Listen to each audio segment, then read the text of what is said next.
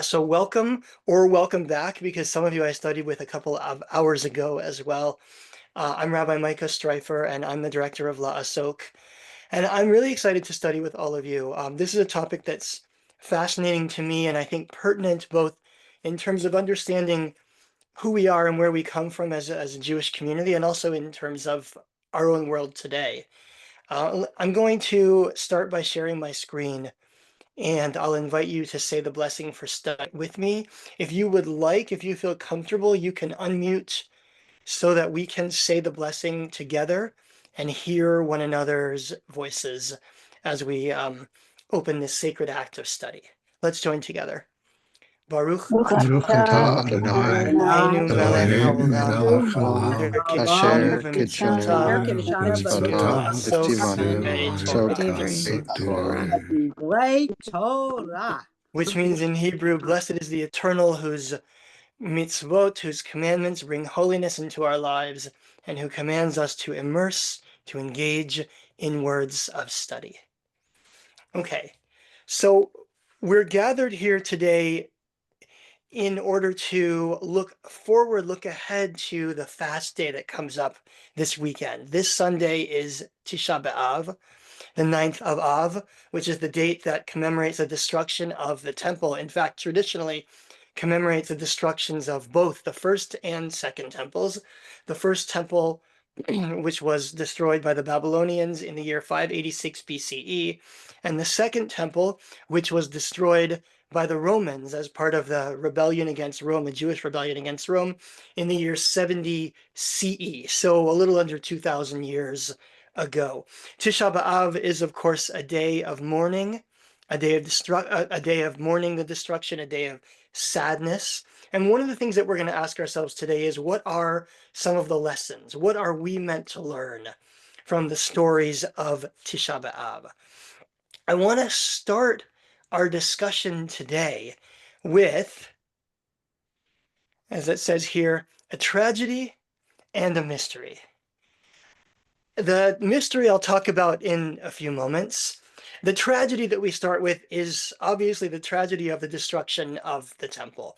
I'm thinking here about the second temple, and I don't know what you do or don't know, but I want to invite us to share a little bit about what we do know, thinking about the destruction of the second temple in the year 70 CE. Let's use the chat function for this. In what ways did it transform Judaism?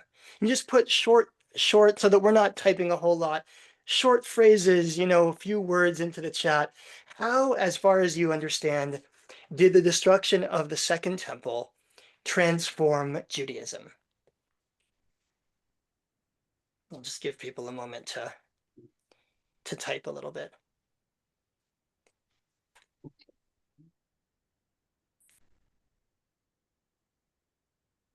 Okay, so I see a lot of interesting answers. Just to go through some of what people have put in the chat. From temple sacrifice worship to mainly prayer and study centered. No more priests, Bob says, although we do still have Kohanim, but power shifts, as actually Sarah put in the chat, the beginning of the rabbinic period. So we have the rise of this group called the Rabbis, right? It leads to prayer, from worship to prayer, or I like what Robert said, from temple to table. Several people are mentioning here rabbinic era, the rise of the rabbis, diasporic Judaism. Although there was already a strong diaspora before the temple was destroyed, there is a shift here toward a Judaism that, as Amy says, is less centralized. Although interestingly enough, David says solidified us as a people. And those things in a way are both true, right? How can you become decentralized and yet more solidified? That's actually some of what we're going to talk about today. A lot of good stuff in the chat that all of you have put there. Clearly, all of you have, or many of you have, some knowledge about this era. So we can see already how this moment of destruction is also a moment of transformation. Which leads me to the mystery. I said we had a tragedy and a mystery. And the mystery, which I'm not going to ask you to answer right now, but which we'll answer a bit over the course of the next little while, is, who are the rabbis? Several of you said this is the rise of the rabbinic era, the beginning of the rabbis. And we have to ask ourselves the question, who are the rabbis? So I want to start with a story that many of you might know. By the way, if you're willing to do a little bit of reading in English, could you just let me know in the chat? Just say, happy to read or something like that in the chat, and then I can call on you when and if the time comes for me to for us to do a little reading together. So the story we're starting with, great. I see several people said that they would read. That's wonderful. The story we're starting with is truly probably the most read stories, like, the bestseller of Tisha B'Av. This is the rabbi's story about how the temple came to be destroyed.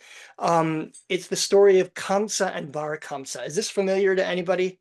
Some of you know, yeah, I see some heads nodding. That's good. Don't worry, we're not only going to do stuff you know today, but this is an important starting point for our discussion here, because this is the rabbis telling us the story of how the temple was destroyed. Yes, Sarah, thank you for the reminder. There is a link to the source sheet, and there it is. I'm going to share my screen the whole time, but if you'd like to follow along on your own, you should be able to link to it through that chat. Okay, Sarah, speaking of which, you said you would read.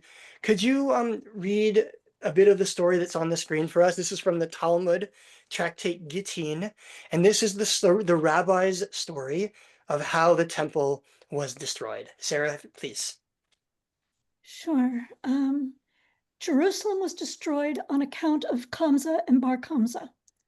A certain man had a friend, Kamsa, and an enemy, Bar Kamsa. He once threw a party and said to his servant, "Go and bring Kamsa." The man brought Bar Kamsa by accident. When the host found him there, he said, "That man is my enemy. What are you doing here? Get out." Answered Bar Kamsa, "Since I am here, let me stay, and I will pay you for whatever I eat and drink." He said, "I won't." "Then let me give you half the cost of the party." "No," said the other. "Then let me pay for the whole party." He still said no. They took him by the hand and threw him out. Let's go on a little further, please. Bar Kamsa said to himself, "Well, since the rabbis were sitting there and did not stop him, this shows that they agreed with him. I will go and inform against them to the government." He went and said to the emperor, "The Jews are rebelling against you." God then sent Vespasian the Caesar, who besieged Jerusalem for 3 years. They were in the city, 3 men of great wealth, who were in a position to keep the city for 21 years. There was a group of zealots in the city. The rabbis said to them, "Let us go out and make peace with the Romans." But the zealots would not let them. Then the zealots said, "Let us go out and fight them." But the rabbis said, "You will not succeed." Then the zealots rose up and burnt the stores of wheat and barley, so that a famine ensued. Great. I'm going to stop you there, Sarah. Thank you very much. This is an abridged version. I've cut out a few pieces. It's actually quite a long story that takes a couple of pages of the Talmud. But this is the rabbi's story of how the temple came to be destroyed. After that, we don't read the rest, but essentially, the famine, the fact that there's not enough food left in the city for the Jews to, make it very long, leads to the destruction of the city and the Romans entering, and ultimately the destruction of the temple. So that's the story that's being told here. My question for you, actually, then there's a little coda. About 2 pages later on the Talmud, there's a coda that says, Rabbi Elazar says, "Come and see how great is the power of shame. For the Holy Blessed One came to the aid of Bar Kamsa, who had been shamed, right, by being accidentally invited to the party and thrown out in front of all the rabbis. The Holy Blessed One came to the aid of Bar Kamsa by destroying God's own temple and burning God's own sanctuary." So here's my question for you, and I would love if you want to raise your hand electronically and respond to this. That way I can know who wants to speak, or you can put a comment in the chat as well. Why do the rabbis tell this story? There are a lot of stories we could tell about how the destruction happened. There are a lot of, a lot of ways we could tell this story. Why do you suppose the rabbis tell this story?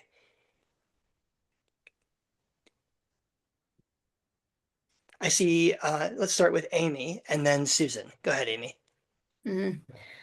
They want everything to be as understandable as it can to us human beings, give us a context we can relate to, since chances are sky high we've had, even if on some lower level, some kind of experience that they went through. Nice. So this is an interpersonal story, right? Though instead of making it geopolitical about people in power, the rabbis make this about how people treat each other. That's a great opening answer. So we'll keep the comments a little bit short if possible, because it won't surprise you to learn there's a lot of material to get through. Susan, Ira, and then Cheryl.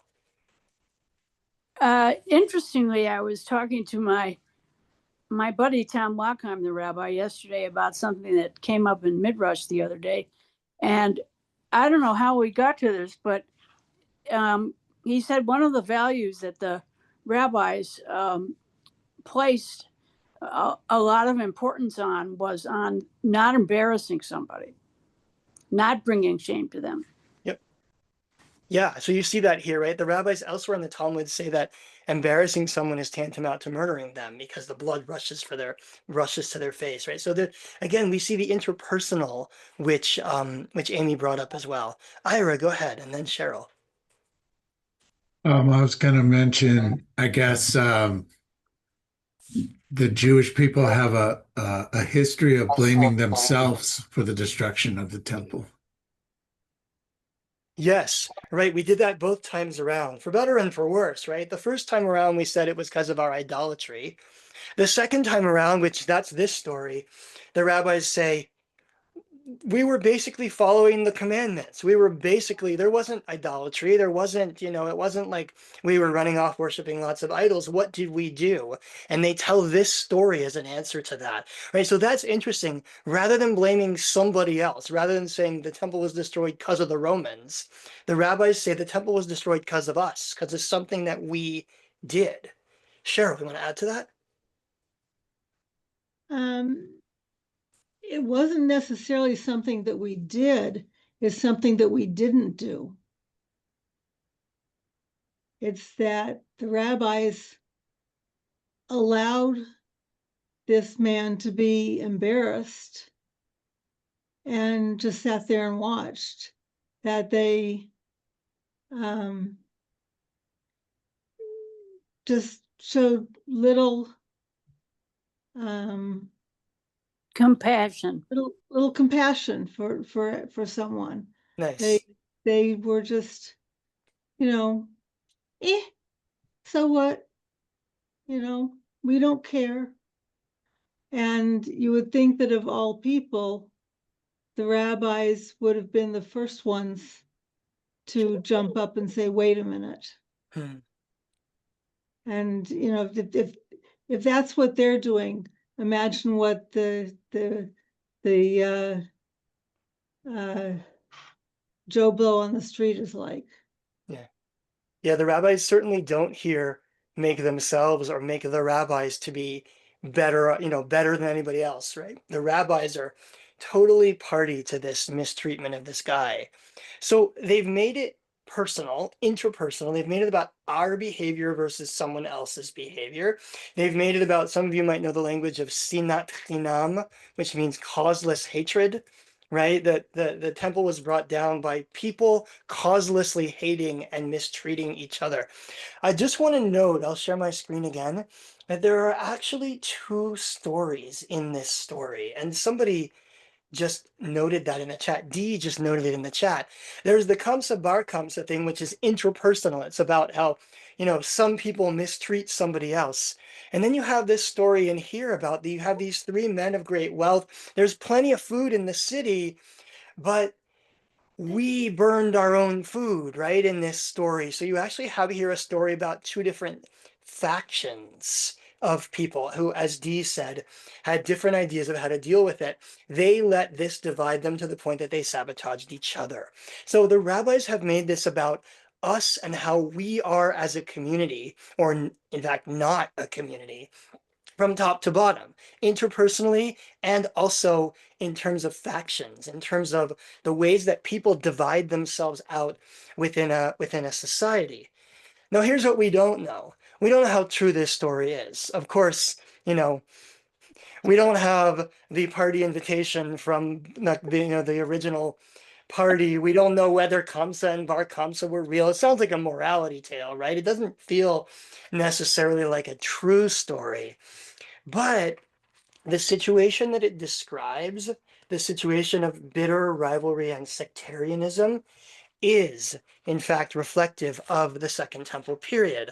And one of the ways that we know that is because the texts of the Second Temple period tell us so. So if we go back in time a little further, from the time of the rabbis in the Talmud around 15 to 1800 years ago, to the time of the late Second Temple period around 2000 years ago, we can read about the different bitterly rivaled groups that existed within Jewish society in that time. This is from Josephus. Josephus Flavius was a Jewish general turned historian. He was actually a turncoat. Like, he was a general during the Jewish war, the Jewish rebellion against Rome, and then he went over to the other side and became a sort of an apologetic historian, writing about the Jews for a Greek and Roman speaking, or a Greek and Latin speaking audience. He writes in Greek. He tries to explain Judaism to non-Jewish society, basically in ways that will both make it relatable to them and that will make it sort of positive to them. Josephus is pretty Jewish positive, even though he abandoned his own post as a general during the war. And one of the things he tells us is that, as Ira put in the chat, there are different sets, different groups of Jews during this time. He says the Jews have for a great while had three sects of philosophy peculiar to themselves: the sect of the Essenes, the sect of the Sadducees, a third sort of opinions that was called the Pharisees, and he said there's also a fourth sect. Josephus describes the groups a bunch of times, several different times throughout his works. This is from the work that's called Jewish Antiquities, where he tells pretty much Jewish history. He does the same in his book that's called The Jewish War, which is about the war, and he actually does it again in his book that's called The Life, which is his sort of his autobiography. It's a little different every time, the way he describes these different groups, but he gives us some consistencies in the way he's described them. So I made us a little chart so that we can see some of the basic differences. You don't have to memorize this. There is no test afterwards. Between the Pharisees, Sadducees, Essenes, and the group he calls the fourth philosophy. He describes them as different in terms of their alignment or their political alignment. The Pharisees are aligned with the common people, he says. The Sadducees are aligned with the ruling class. They're the priesthood. And the Essenes are radically socially separated, except when they're not. He's a little inconsistent on that. The Pharisees, he says, this is now religious traditions. The Pharisees have a set of traditions of their fathers, oral traditions that they've passed down from their ancestors that they follow. These Sadducees reject those traditions and put their emphasis only on written scripture. The Essenes, we don't know. And then there's some doctrinal differences in terms of what do they believe about free will? What do they believe about immortality of the soul and resurrection of the dead? Things like that. So they disagree, right? All of these are areas where the different sects disagree. And then you have this fourth philosophy, which he describes as having ideas or notions like the Pharisees, but being committed to liberty and to God as the only king. In other words, they're not willing to be under foreign rulership at all. These might be the zealots. These might be the ones that rebel because they refuse to have anybody but God be our king. So what is the world that Josephus is describing here? Josephus is describing a world where there are different, essentially, political parties, because these are not just what we think of as religious groups. They're also political, right? They're politically aligned in different ways that have bitter differences between them. In fact, we know they have bitter differences because the texts of the Second Temple period tell us so.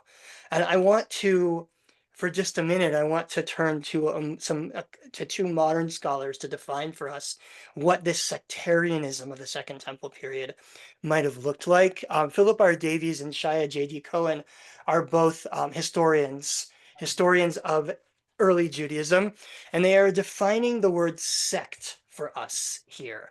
Here's what they say, and I want to give you a second to respond to what do you see, what's interesting about these definitions. Davies says, I recognize a sect as a social group that has socially segregated itself from its wider social matrix. A sect does not regard itself as merely part of a wider society, but as the only legitimate representation or a microcosm. Davies uses the language of the true Israel. Any one of these sects would have believed themselves to be the true Israel. Shia J.D. Cohen says something similar. He says a sect is a small organized group that separates itself from the larger religious body and asserts that it alone embodies, sorry, I think I dictated this instead of typing it, it alone embodies the ideals of the larger group because it alone understands God's will. Okay, what do you notice here? What is a sect? What kind of world is Josephus describing? We can put it in the chat, or if anybody wants to unmute, you can feel free to raise your hand. Ira says, sounds like ultra-Orthodox Jews not recognizing Reform Judaism, right? So this idea of believing you have the only truth, right? Cult, we're using the word cult. By the way, what is a cult? A cult is a word that was created, I think, in the 70s to describe a religious phenomenon that we think of as outside the mainstream. So a cult is a religion, but just to an extreme, essentially, right? In some way, all religious groups seem to believe they have a sole truth, right? And we see that in a kind of an extreme way here. Ira, go ahead. I see your hand up. Well, what I see here is a splintering in a lot of ways of these different sects. And then when the Second Temple is destroyed, everyone probably begins to worry that there is not one central group of people with a central set of beliefs. And so maybe that's what gave rise to this whole rabbinic Talmud movement. Yeah, we're gonna see. That's exactly what we're gonna explore in a few minutes. So I see in the chat, Jennifer says us versus them mentality, divided people. If you look at some of the texts, D, keep your hand up, I'll call on you in a second. Some of the texts from the Second Temple period, you see them talking about each other in those ways. This is from the Damascus document. Damascus document is one of the texts found in the Dead Sea Scrolls. So it's from the Dead Sea sect, which may or may not have been the Essenes, by the way, but the Dead Sea sect is a highly segregated, separated out kind of Jewish group. Here's how they felt about other Jews. They said, when the Jews, were unfaithful in forsaking God, God hid God's face from Israel and from his sanctuary and delivered them to the sword. In other words, God allowed the Jews to be, slaughtered by their enemies. They're talking about the first temple. But when God remembered the covenant with the forefathers, God saved a remnant of Israel and did not deliver them up to destruction. This is the Dead Sea sect talking about themselves. We're the remnant. All of those other Jews out there, not really it. We're the remnant. We're the ones that God has a covenant with and nobody else. Similarly, in another one of their texts, this is from a book called The Community Rule, also from the Dead Sea sect, they write about sons of light and sons of darkness, B'nai Or and B'nai Choshech. Sons of light, it may not surprise you to learn, is themselves, their sect. Sons of darkness, you might think this is non-Jews or the Romans or something like that. No, but this is fellow Jews, right? So there's this bitter animosity between different Jewish groups going on during this time. D, I see your hand up. Go ahead. So just in the context of thinking of this in relation to ultra-Orthodox or even Orthodox some Orthodox conceptions of, reform, the more liberal Judaism. Something that's been interesting to me recently is comparing that to the Oh, D, you keep freezing. Well, hopefully we'll get her back. I'd like to know what she's comparing it to. If we get you back, D, then you can continue.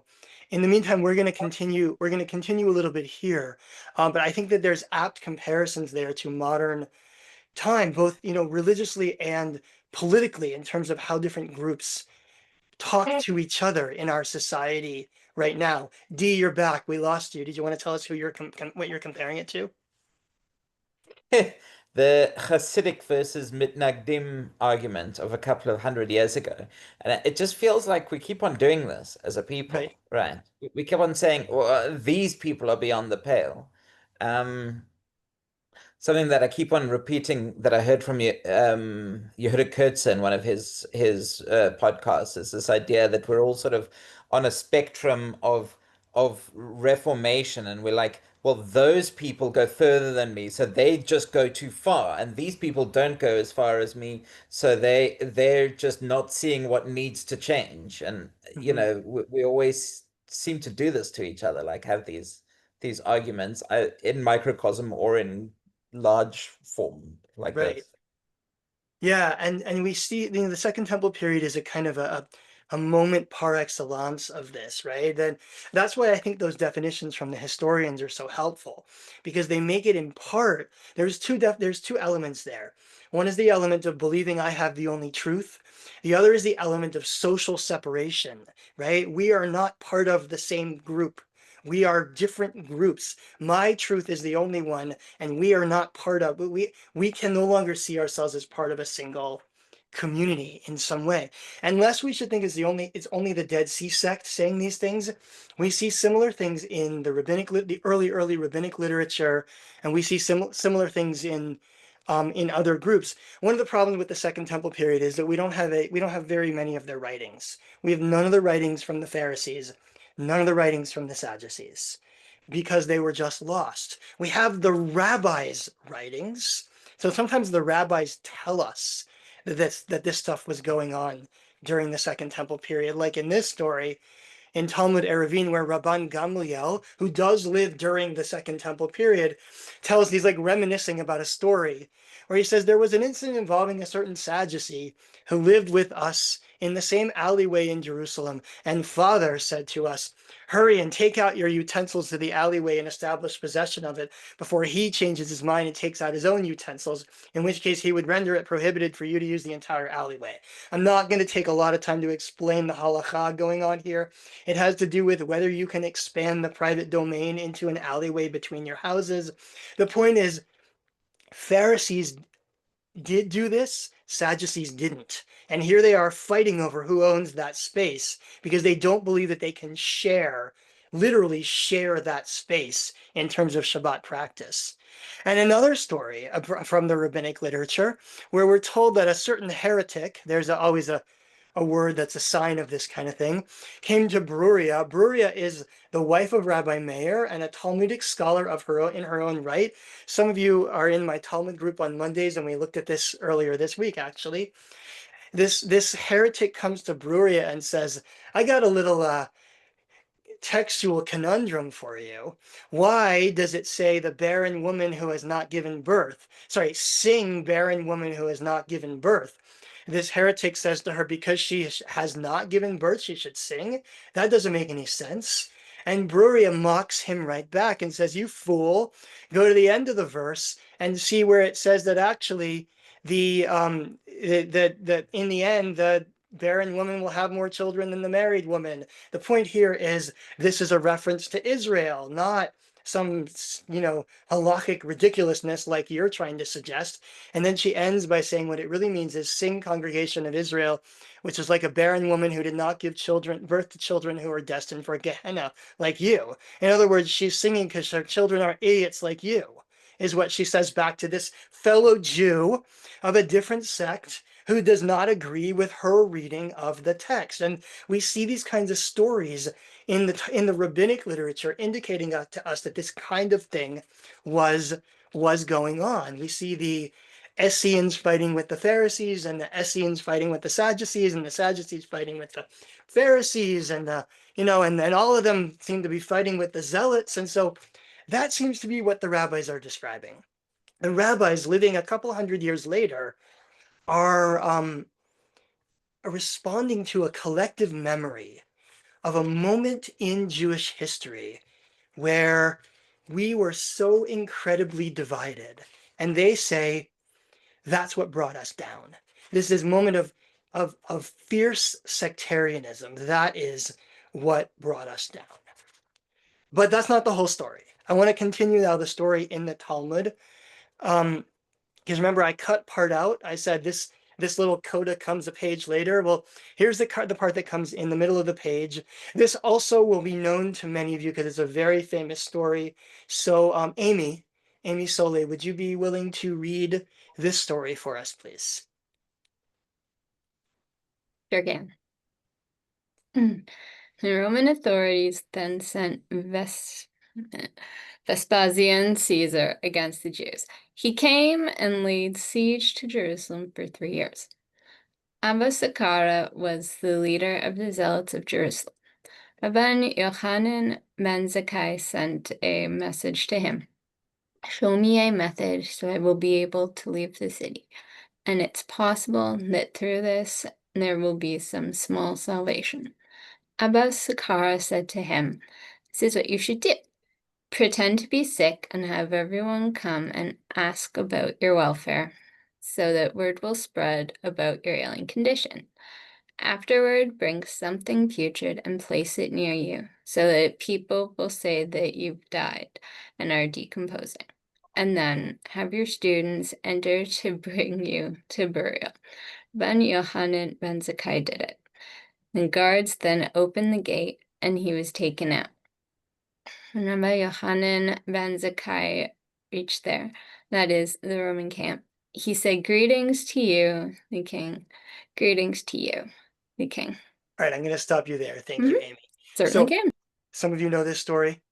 I'm sure some of you know this story. So Rabban Yochanan ben Zakkai, probably the first or possibly the first person to be called something like rabbi, Rabban, which means like our great one, our great leader, something like that. By the way, some of you have heard me say this before, rabbi means great one. So you can feel free to refer to us in that way, either in Hebrew or in English. It comes to mean teacher, right? But at this moment, why is he Rabban? Because he's the great leader of his movement, whatever that movement is.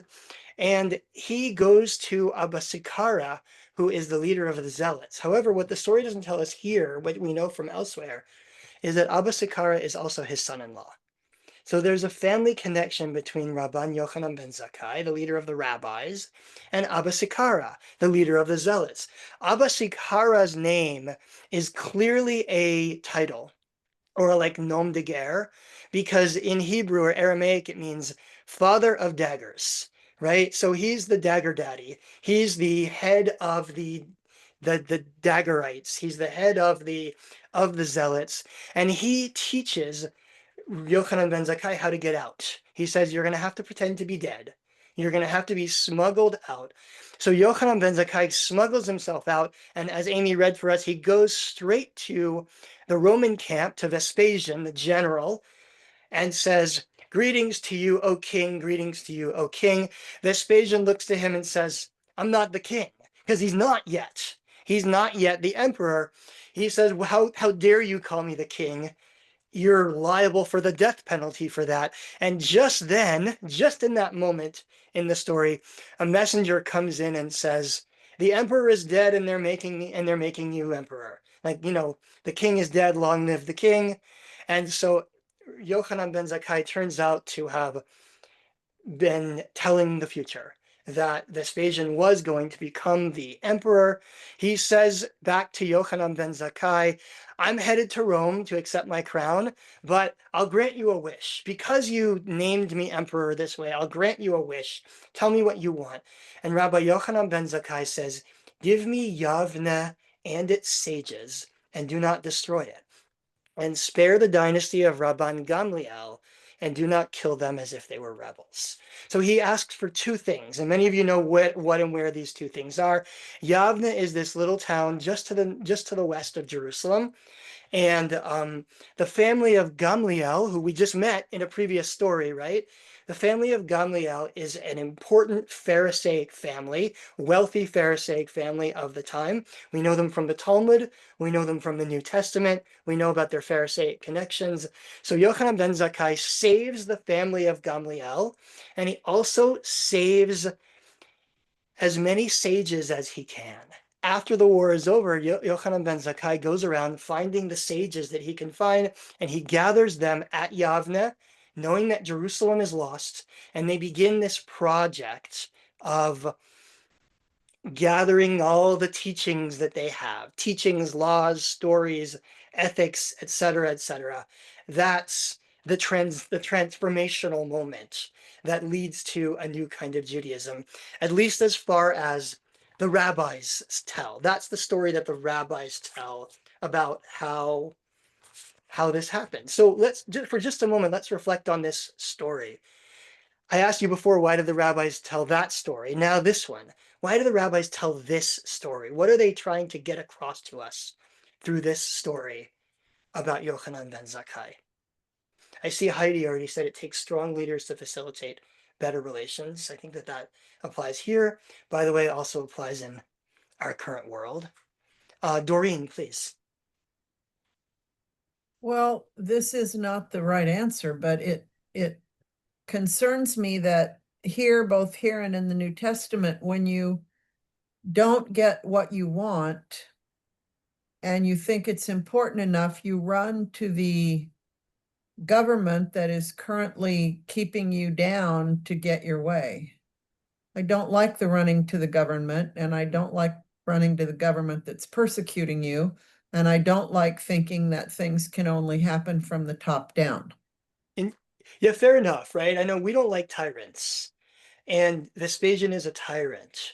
And so it's distasteful to us that Yochanan ben Zakkai has to go to a tyrant, has to go to the government in order to ask for this. But I will say, Doreen, that I think I'm glad you brought that up, because I think it's actually a sign of a sea change here. Going to the government is the opposite of what the rebels did. The rebels fought against the government. Yochanan ben Zakkai goes to the government to essentially say, we're going to live with you now. For better or for worse, we're going to have to live with you. We're going to depoliticize our various groups. Remember how we said Pharisees, Sadducees, and Essenes were political groups, right? So now we see a transformation in terms of what these new people who are about to call themselves rabbis are going to do with themselves. So what they do at Yavne is different than what they were doing in Jerusalem. And if you take the New Testament as fact, not as Jesus, but as fact of economic criticism, then that didn't do them a lot of good. Interesting point, yeah. Ira, and then Cheryl. Is it possible that his ulterior motive was to save Judaism from being lost? I don't think it was ulterior. I think that was the motive. And I think some of what we see in this story is that the rabbis see, there's a sort of a clairvoyance, right? Of him recognizing that Jerusalem is lost and shifting to something else. That's your temple to table that people were mentioning earlier. Yochanan ben Zakkai recognizes that Judaism can no longer exist in the form that it was in. It has to take a new form. Yavne is symbolic of the new form versus the old form. The other thing that I noticed, though, and then I'll turn to Cheryl and Dee for quick comments, is that there's in this story we see the opposite of what we saw in the other story. In the other story, the zealots and the rabbis are fighting against each other, right? How did Yochanan ben Zakkai get out? He got out by cooperating with Abba Sikara. Now, Abba Sikara happens to be his son-in-law. That was convenient. But nonetheless, there is a cooperation here that's working behind the scenes to help essentially ensure the future of Judaism. Cheryl, go ahead. So he did a pretty good job of reading the tea leaves. of where the world was going and figure out how best to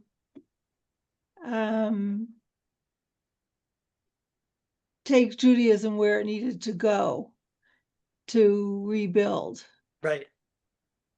Yeah, I think and he was able to get himself out and get enough others out that they were able to save the Jews. yeah, and Judaism, And right? Judaism.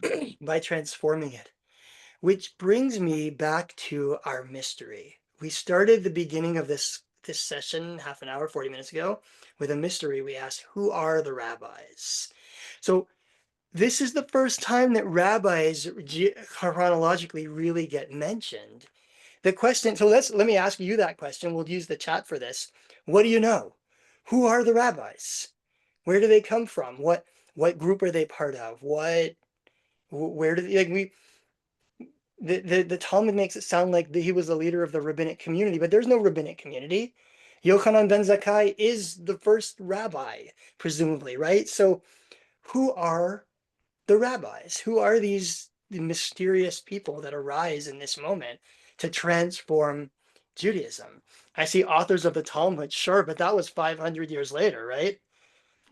300 years later, 400 years later. The Sanhedrin, maybe, but we have to imagine that the actual political institutions of Judea were destroyed by the Romans. Why would the Romans have let the leaders of the rebelling people get away? And so I see self-proclaimed leaders. I see teaching people, right, which is a definition of rabbis.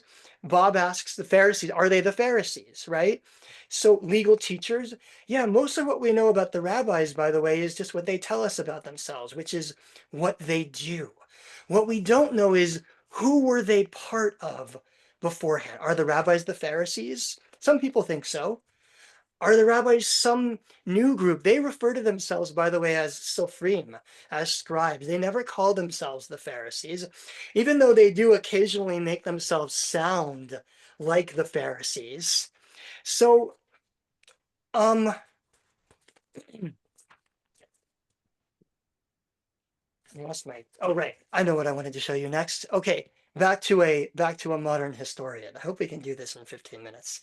We'll see. Can I just say real quick, you Sure. say they call themselves scribes? They I do. would think as scribes, if they're writing down what they hear or copying down what people say, I would think that they'd be extremely learned because they're learning from everything that they hear people say and everything that comes through their own mind. Mhm. And they're putting together thoughts from all over. Yes, and we see that is their project, right? Over the course of 200 years, they bring together disparate traditions. And so calling themselves scribes speaks to their background as people who care about learning. Here's the thing. Most Jews think, the sort of the common wisdom out there is that the rabbis are the Pharisees. They're the Latter-day Pharisees. How did they survive? Well, the Sadducees were the priests. They were aligned with the priesthood. There's no more temple, no more Sadducees, they're gone. The Essenes, if we go back to our little chart up here, the Essenes, if the Essenes are the Dead Sea sect, well, they were killed. They probably died in the rebellion. And the Zealots, this fourth philosophy, if you've been to Masada, you know what happened to them, right? The Zealots took their own lives in order to not go into Roman slavery. So who's left? Who's left is the Pharisees. So that's the conventional wisdom, that the rabbis are the Pharisees. But it's interesting, the rabbis never call themselves the Pharisees. The rabbis never refer to themselves by any sect name. And Dr. Shia Cohen suggests that might be purposeful. He says, neither the Mishnah nor any other rabbinic work betrays a Pharisaic self-consciousness. When the rabbis told stories about the Second Temple period, they were sure that their opponents were Sadducees, but were not as insistent that their ancestors were Pharisees. And he suggests that the rabbis were Latter-day Pharisees who had no interest in publicizing the connection. Not only because sectarian groups seldom see themselves as sects, that should have a C in it, but also because the rabbis had no desire to exclude anyone. There is no evidence at all that all the members of the new rabbinic group were Pharisees, or the descendants of Pharisees, or that the rabbis wished to exclude non-Pharisees. And this, I think, is the kicker. The rabbis see themselves not as Pharisees, but as sages of Israel. So we have a new group that arises, possibly out of one of the groups or the last surviving group, but they suddenly don't have a sectarian consciousness anymore. They suddenly are less interested in differentiating themselves from other people around. The rabbis drop hints to us about who they are in the Talmud, including in some stories, very famous stories that you might know very well. For example, there's the story in Baba Metzia about Rabbi Elazar disagreeing with the rest of the rabbis about a point of Jewish law. And tell me if you know this one. Rabbi Elazar says, if I'm right, then this carob tree will prove it. And the carob tree flies across the field and replants itself. And so, Rabbi Elazar proclaims, I'm right about the halakha. Yes, this is the oven of Achnai. And the other rabbis say, no, we don't make decisions that way. So he says, if I'm right, then the stream of water will prove it, and the stream of water flows backwards. If I'm right, then the walls of the Beit Midrash, the study house, will prove it, and the walls of the study hall start to turn inward. And finally, Rabbi Eliezer says, if I'm right, then heaven will prove it. And a voice comes from heaven and proclaims, Rabbi Elazar is right, stop arguing with him. And as some of you just put into the chat, what happens next? Rabbi Joshua looks up at heaven. I like to imagine him shaking his fist at heaven and says, Lo b'shamayim hi. It is not in heaven. And the rabbis in the Talmud ask, what does it mean it is not in heaven? Right here, Rabbi Yirmiyah, Rabbi Jeremiah says, since the Torah was already given at Mount Sinai, we do not pay attention to a divine voice because you already told us at Mount Sinai to incline after the majority. You already told us that we have to talk about this stuff ourselves, God. We're not looking for you to be part of this halakhic discussion. And the rabbis in this story imagine Rabbi Natan meeting Elijah the prophet and asking him what was God doing in that moment. And God's laughing and saying, Nitzachuni banai, my children have defeated me, my children have defeated me. God is so pleased that the people, that the Jews, the rabbis have, defeated God's own voice. There are two things going on here. One thing that's going on here is a declaration, what my teacher, Rabbi Mark Wachowski, refers to as the Declaration of Independence of the rabbis.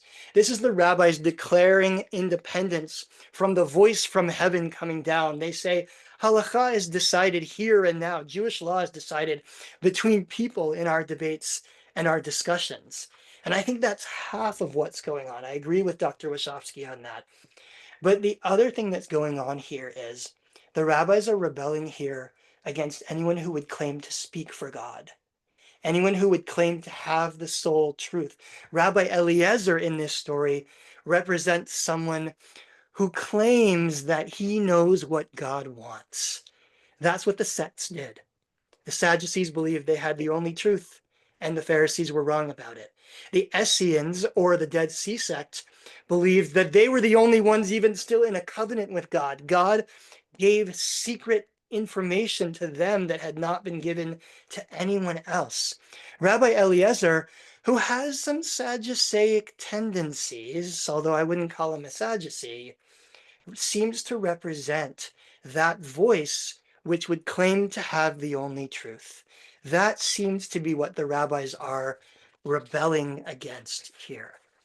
So when we talk about the rabbis building a new Judaism, it's not only a new Judaism that moves from temple to table, not only a new Judaism that moves from, sacrifice to prayer. It is also a new Judaism that moves away from the idea that any one group or any one individual has the sole truth. As Dr. Aaron Shemesh has put it here, also a scholar of ancient Jewish thought, he says a few scholars have already noted that machloket, explicit dispute, is the most characteristic feature of the rabbinic literature. So the rabbis build a new Judaism. It's not only a new Judaism in terms of how you act. We often talk about this as being like the new Judaism of the Talmud, the new Judaism of individual prayer and sacrifice. This is also a new Judaism where different groups can be part of the same group. You can have disagreements within your community and yet still be within the same community. That seems to be what what the Second Temple period Jews couldn't figure out how to do. We don't have a lot of time left, but I want to actually suggest something even a little more radical, which is that possibly, and here I'm quoting Dr. Michael Satlow, who's another one of these historians of ancient Judaism, possibly the rabbis aren't the Pharisees at all. Possibly the rabbis are a mix of Pharisees and Sadducees and whoever is left, who come together in the shadow of the destroyed temple and decide to build a new Judaism that will look like something that can encompass all of them. Because if Josephus is right and the Pharisees were mostly focused on their oral traditions and the Sadducees were mostly focused on their written scriptural traditions, then what is it that the rabbis build? The rabbis actually build a Judaism that brings together the oral law with the written law. That is the project of the Talmud. For those of you who have ever studied Talmud before, you know that the Talmud is constantly asking, my ktiv, my kra, what is the verse that tells us that this oral tradition is actually correct? In other words, the Talmud is actually trying to blend the Judaism of the Pharisees with the rabbis, with the Judaism of the Sadducees. Which means that very possibly what we have here is not any one group that survived, but rather the groups coming together to create what Satlow calls a grand coalition. He says it was in the court of the Nasi, the court of the leader of the Jewish people, who, by the way, were from the family of Gamliel, that Pharisaic family, that the rabbis struck a grand coalition. He says individual rabbis might be more sympathetic to traditionally Pharisaic or Sadduceic approaches, but they were as a whole no longer Pharisees or Sadducees. They were to see themselves as all part of the same school. In fact, the rabbis even imagine Hillel and Shammai, who they have as being both Pharisees, like, sort of like progenitors of the rabbis, although they never call them that. But Hillel and Shammai actually sound a little bit like Pharisees and Sadducees. One is stricter, one is less strict. One is more about the written and one is more about the oral. And the rabbis imagine in the Midrash, they don't even just imagine, they tell a story. This is in here, I'll share my screen one last time, then I want to ask you your thoughts. They tell a story that says, even though with all the things they disagreed on, Beit Shammai did not abstain from marrying women from the families of Beit Hillel and vice versa. In other words, they did exactly the opposite of what those groups from the Second Temple period did. They continued to be part of a people together in some way. So I think this is probably a good opportunity to pause and ask, what are we supposed to learn from this? We obviously live in this moment that is extremely divided. And I'm thinking about Israel-Palestine, Zionism and anti-Zionism, and I'm thinking about American politics, Democrats and Republicans. I'm just thinking about all these ways that we as a world have convinced ourselves that we can't be part of a community with someone who disagrees with us. And I wonder, in the 4 minutes we have left here, what do you suppose we can learn from the grand coalition of the rabbis? Michael says we have apparently learned nothing.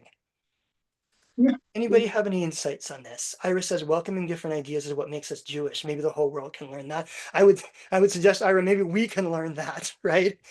I agree. The rabbis seem to know that. I'm not sure we know it anymore. Aviva and Yehuda Plaut haven't spoken yet. Please. I think it's a very clear message to see that the way to solve problems just generally is in the moving forward without ignoring the past. So our history, it's what holds us up as we move forward.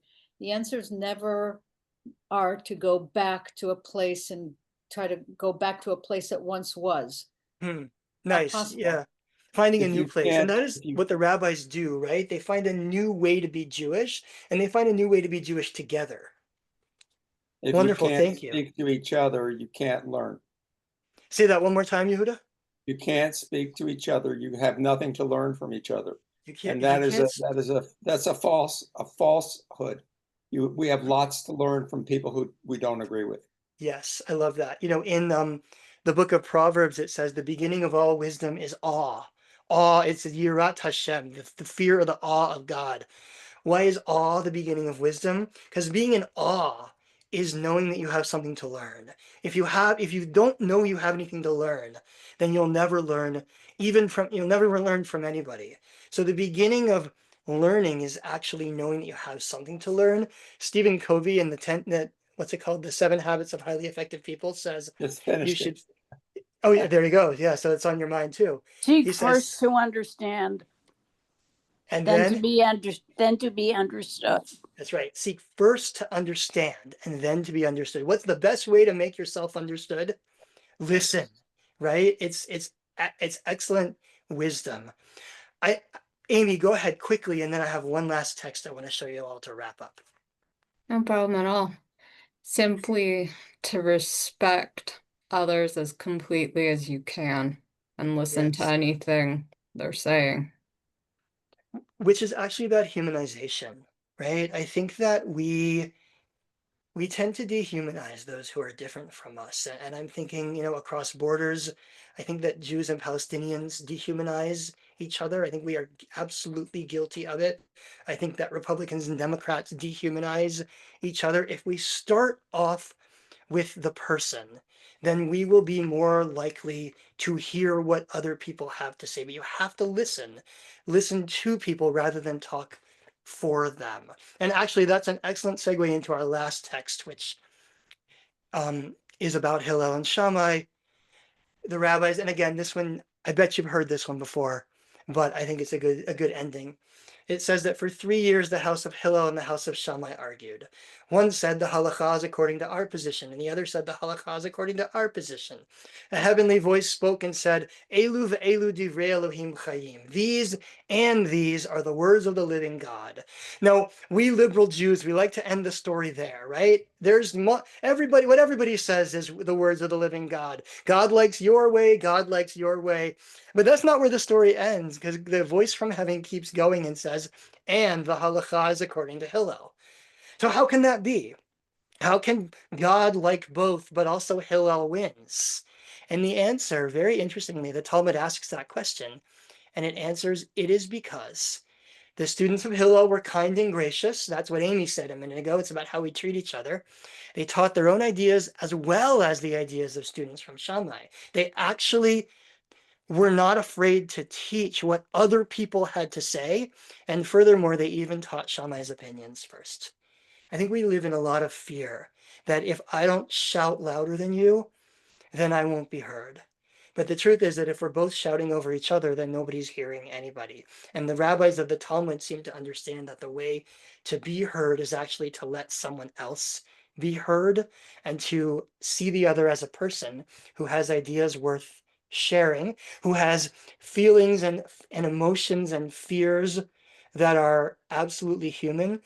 When we seek to understand why somebody else behaves the way they do, even if that person's actions are abhorrent to us, then we come a little closer to being able to understand or to being able to find some semblance of shalom, of peace, and of being in a community together.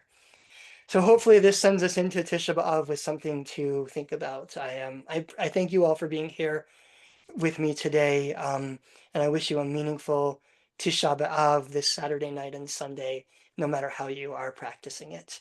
Thank you, everyone, and early Shabbat Shalom.